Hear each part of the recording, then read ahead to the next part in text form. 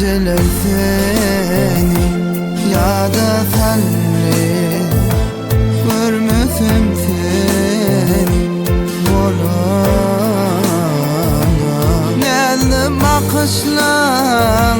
canım alli min asla sensiz yaşat bilemem ayrılığın derdi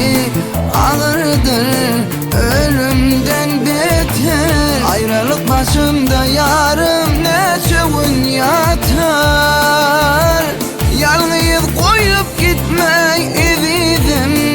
hasretlin yeter gözümdeki yaşım bu ahım kim bilir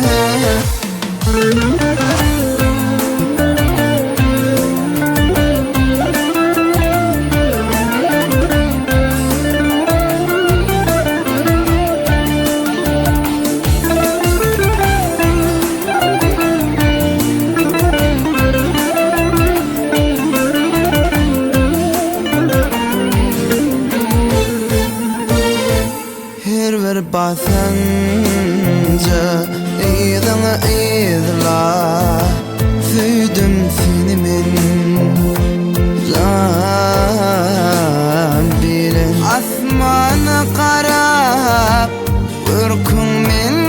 sinap atladım yarım dine sen bilin ayrılığı derdi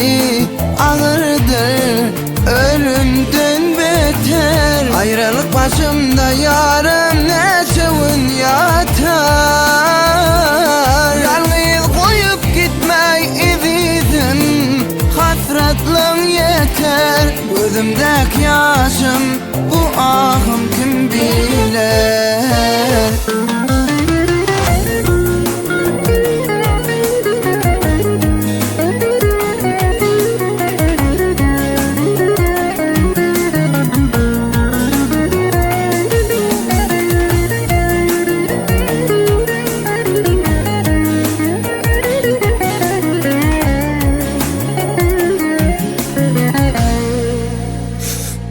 ayrılığın derdi ağırdır ölümden beter ayrılık başımda yarım neçe gün yatar